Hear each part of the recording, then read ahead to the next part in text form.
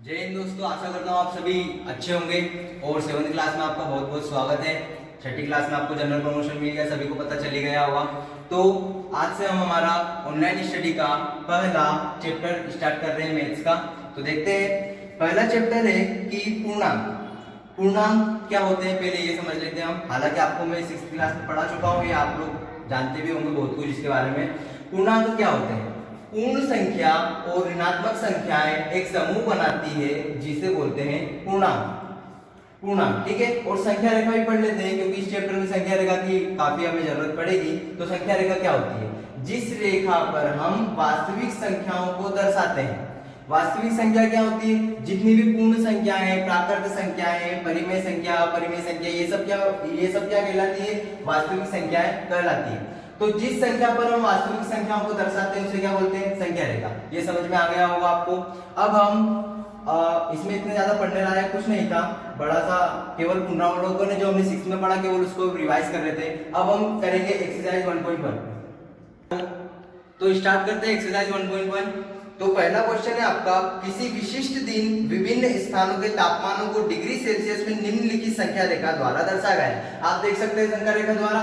तो ये 0 जब हम इधर बढ़ते हैं तो आता है प्लस में, और जब हम इधर जाते हैं तो आता है नेगेटिव।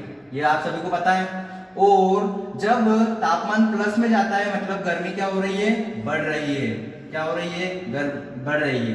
और जब माइनस में आता है तो गर्मी घट रही है, अर्थात ठंड बढ़ रही है। समझ में आ गई होगी मेरी बात। चलिए देखते हैं। इसमें पहला ए नंबर का आपका पूछ रहा है कि इस संख्या रेखा को देखिए और इस पर अंकित स्थानों के तापमान लिखिए। तो आप बड़ी आसानी से लिख सकते हैं कि लाहौल स्पीति, इसका तापमान कितना दे रखा है? देखिए ये -10 नहीं है, ठीक है। इसका तापमान कितना देखिए, माइनस, थोड़ा पास लाओ, ठीक है, -10 से थोड़ा पीछे है, मतलब -8 पर। देखिए जरा इकाई गिन लीजिए, 1 2, -10 से 2 पीछे इसलिए -8 है। अगला है श्रीनगर। श्रीनगर का कितना तापमान है? देखिए -5 नहीं है, इससे थोड़ा पीछे है, माइनस कितना, -4, -3, -2। श्रीनगर का तापमान कितना हो गया? -2 डिग्री। लाहौल स्पीति का -8 डिग्री सेल्सियस। और शिमला का तापमान है, शिमला का आप देख सकते हैं कि ठीक 5 पर है, इसलिए शिमला का है 5 डिग्री सेल्सियस। और क्या दे रखा है? ऊटी का देख लीजिए, ऊटी का है देखिए 15 डिग्री सेल्सियस नहीं है, 15 से 1 पहले, मतलब कि 14 डिग्री सेल्सियस, ठीक है। कितना है? 14 डिग्री सेल्सियस। आगे है बेंगलोर। तो बेंगलोर का कितना दे रखा है? देखिए 20, 21 और 22, ये आप इकाई गिन सकते हैं, कितना है? 22 डिग्री सेल्सियस, ठीक है। इतना समझ में आ गया होगा, रेडी? ओके। तो सेकंड नंबर का देखते हैं। ए नंबर वाला आपको समझ में आ गया होगा। बी नंबर के क्वेश्चन में पूछ रहा है कि उपयुक्त स्थानों में से सबसे गर्म और सबसे ठंडे स्थानों के तापमानों में क्या अंतर है? तो मैंने बताया था जब हम इधर जाएंगे प्लस की ओर तो गर्मी बढ़ेगी। तो सबसे गर्म कौन सा है? बेंगलोर। सबसे गर्म स्थान कौन सा है? बेंगलोर, ठीक है। कितना है? 22 डिग्री सेल्सियस।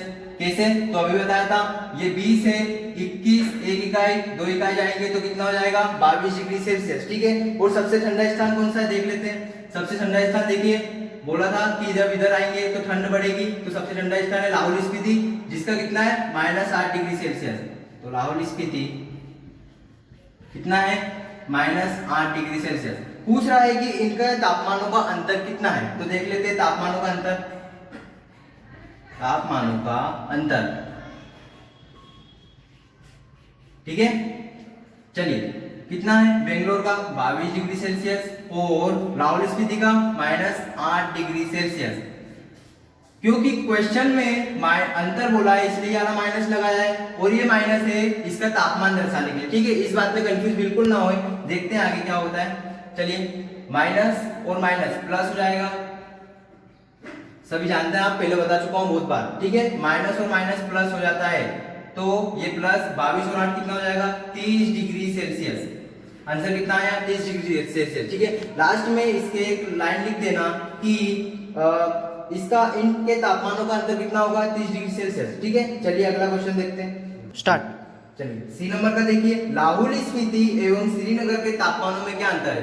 तो हमने अभी देखा था कि लाहौल स्पीति का तापमान है कितना है, -8 डिग्री सेल्सियस। 10 नहीं लेना है, बार बार बता रहा हूं, क्योंकि एक के आगे, ठीक है, एक पीछे करो -9, एक आगे जाओगे -8, ठीक है। चलिए देखते हैं। और श्रीनगर का तापमान कितना दे रखा है, इसी प्रकार से श्रीनगर का तापमान है -2 डिग्री सेल्सियस। यहाँ से देख सकते हैं आप, ये श्रीनगर है, 1 -1 और ये -2, कितना आ गया, -2 डिग्री सेल्सियस। पूछ रहा है कि इनके तापमानों में अंतर कितना है, तो इनके तापमानों का अंतर देख लेते हैं, अंतर इनके तापमानों का, ठीक है, कितना होगा, -8 -2। फिर वही बात आती है कि 2 माइनस क्यों लिखे, ये क्योंकि क्वेश्चन की मांग है कि अंतर लिखना है, और ये -2 इसके डिग्री सेल्सियस के साथ है, ठीक है, समझ गए होंगे आप। वापिस वही बात कि माइनस और माइनस प्लस हो जाएगा, ठीक है, कितना आ जाएगा, -8 में से प्लस का 2 हटाएंगे तो आ जाएगा -6 डिग्री सेल्सियस। समझ गए होंगे आप। स्टार्ट। चलिए डी नंबर का क्वेश्चन देखते हैं। सी नंबर का आपको समझ में आ गया होगा, एक उसमें एक छोटी सी लाइन लिख देना सी नंबर में कि लाहौल स्पीति और श्रीनगर के तापमानों में अंतर कितना रहेगा, -6 डिग्री सेल्सियस, ठीक है। डी नंबर का देखते हैं क्या बोल रहा है, क्या हम कह सकते हैं कि शिमला और श्रीनगर के तापमानों का योग शिमला के तापमान से कम है। चलिए देख लेते हैं क्या है शिमला का तापमान। शिमला का तापमान है कितना है, 5 डिग्री सेल्सियस, और श्रीनगर का तापमान है -2 डिग्री सेल्सियस,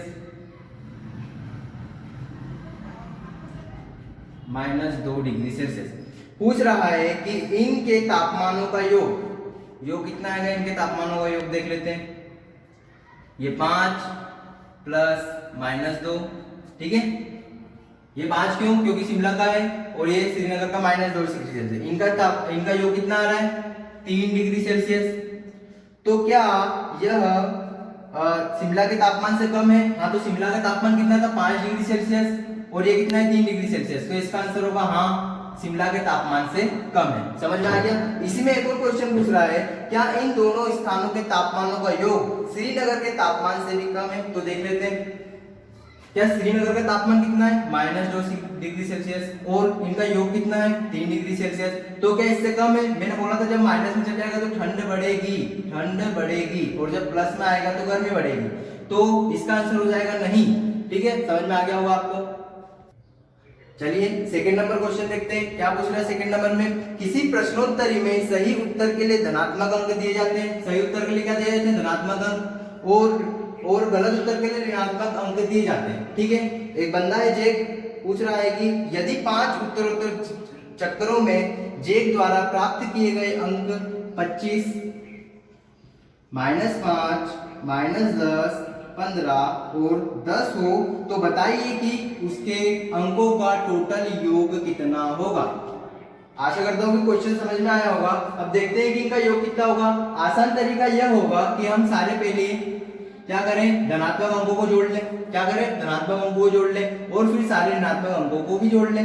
देखते हैं कैसे। चलिए धनात्मक अंक कितने, 25, 15 और 10, इसका टोटल हो जाएगा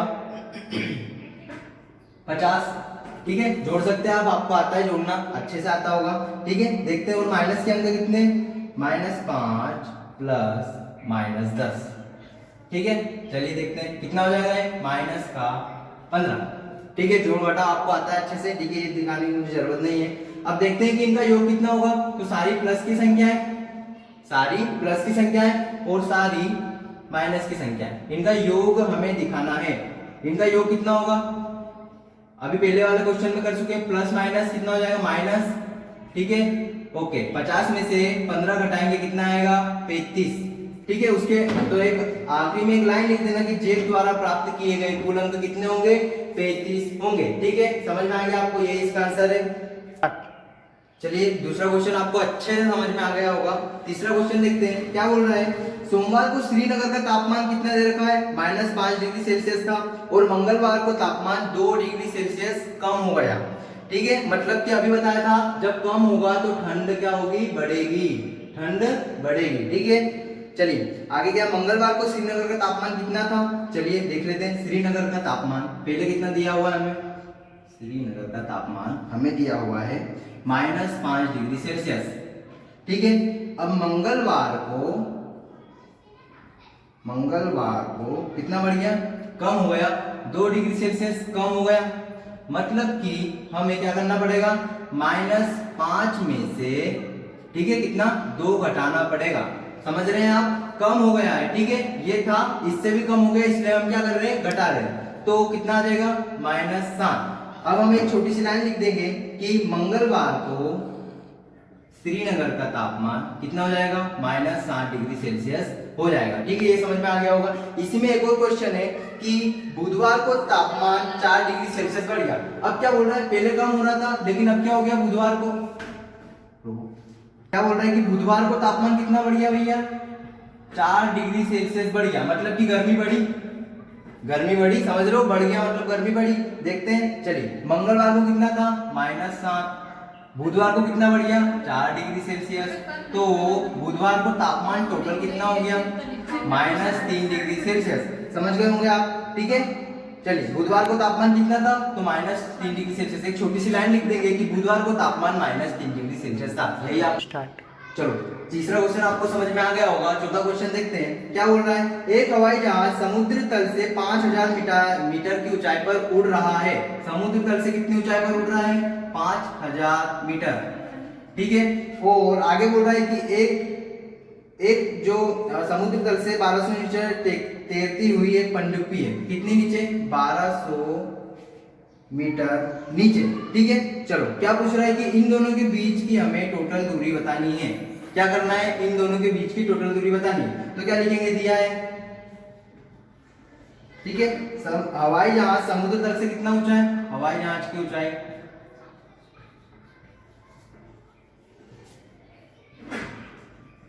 टोटल कितनी दी हुई है, 5000 मीटर, ठीक है। और पनडुब्बी कितनी नीचे तैर रही है, 1200 मीटर। अब टोटल दूरी के लिए क्या करेंगे, टोटल करने के लिए हम क्या करते हैं, इन दोनों के बीच की टोटल दूरी ऐसा लिखेंगे, क्या करेंगे, इनको जोड़ देंगे, ठीक है। टोटल कितना आ जाएगा, 6200 मीटर, ठीक है।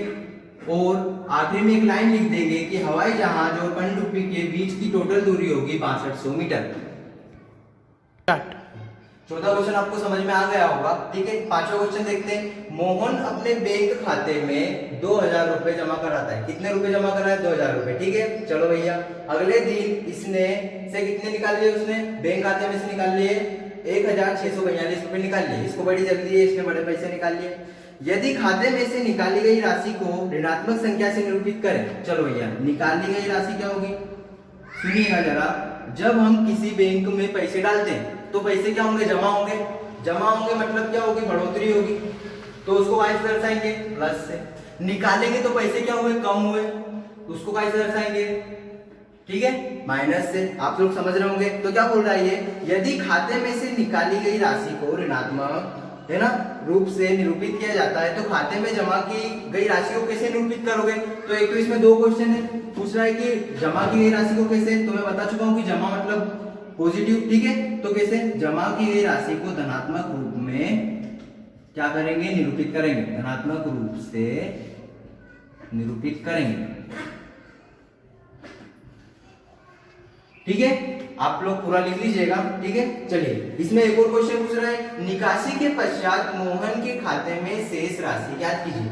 देखिए, टोटल उसने जमा कितने करे थे, इसमें सेकंड नंबर का क्वेश्चन है कि देखो भैया, निकासी के पश्चात कितने रुपए बचे, तो इसने टोटल कितने रुपए जमा करे थे, 2000 रुपए, ठीक है। और निकाल लिए कितने, ये, ठीक है। चलिए, बता चुका हूं कि ये पॉजिटिव रहेगा, नेगेटिव। नेगेटिव क्यों रहेगा, क्योंकि निकाला मतलब धन कम हुआ, तो ये क्या होगा, नेगेटिव होगा, ठीक है। चलिए देख लेते हैं, इसके पास निकासी के पश्चात कितना हुआ, तो 2000 में से हम ये घटा देंगे तो कितना बचेगा। चलिए, इधर 0 में से 2 नहीं जाता, 10 में से 2 गए 8, इधर 9 बचा, 9 में से 4 गए 5, इधर 9 में से 6 गए 3, टोटल उसके पास कितने रुपए बचे, 358 रुपए। आखिरी में हम एक लाइन छोटी सी लिख देंगे कि निकासी के पश्चात मोहन के पास कुल मिलाकर 358 रुपए बचे।